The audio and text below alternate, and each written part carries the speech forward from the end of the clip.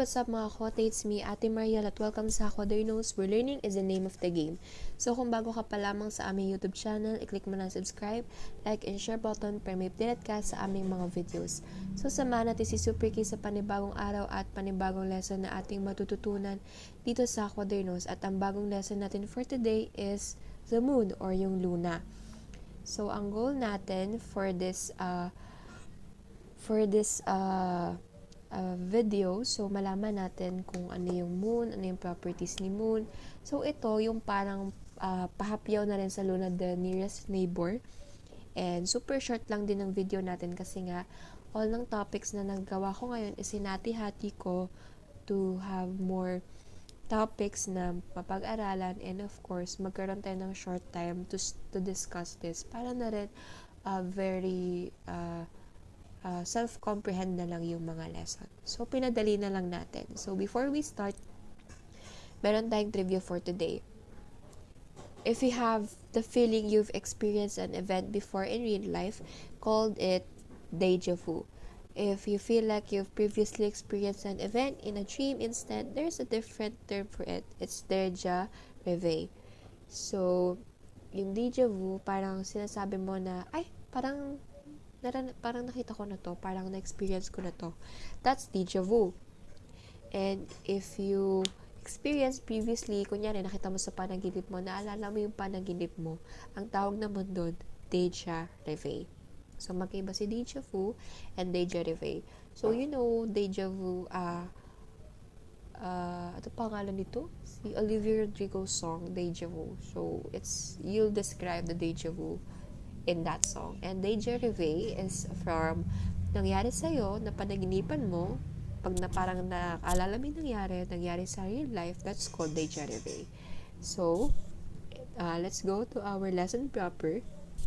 So, two great lights rule our skies, the sun by day and the moon by night.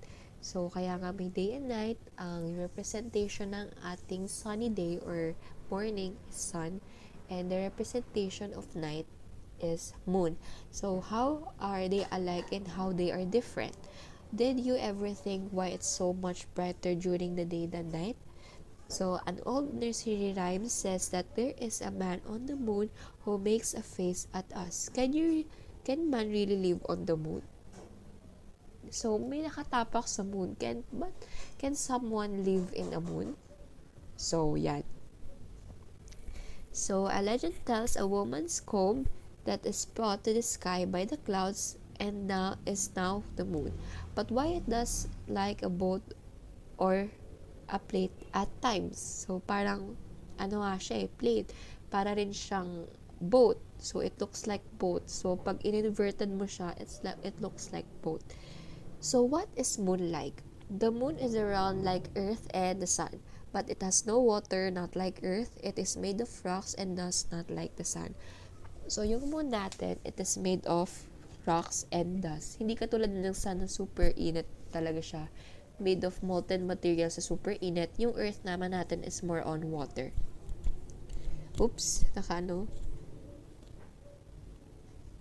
So, these are mountains of rocks and dust on the moon. It also has a lot of craters. So, na-discuss natin yan kanina. Sa Luna, the nearest neighbor.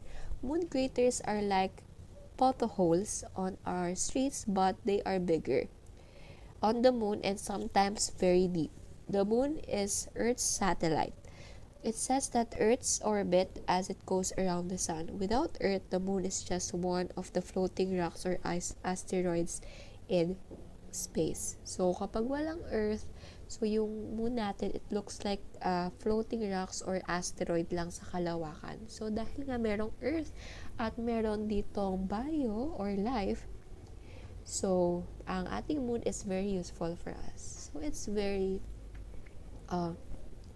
ngayon talaga, ang daming na-amaze sa moon. So, yan. So, there is no water or air on the moon. Living things cannot grow there. Astronauts who go there bring their supplies of food and water enough only for the time of their stay. Their spacecrafts carry tanks of oxygen so they can have air to breathe. Kasi nga sa outer space, pag wala kang spacesuit, you will die instantly. When they go to the moon, they wear a heavy spacesuit with a helmet and an oxygen tank on their back. So, syempre, naubos din yung tank ng oxygen. So, if you lose some oxygen in your tank, so you need to go back on your spaceship to gather some oxygen and meron ka pang supply. So, thank you. Have a great day and God bless. So, this is the end of our lesson kasi nga, hinati-hati ko siya. So, thank you. Have a great day and God bless. So, click the thumbs up button if you like this video. Leave a comment down below if you have suggestions, clarifications, and questions on our videos. So, thank you. Have a great day. God bless you in my next video. Bye-bye.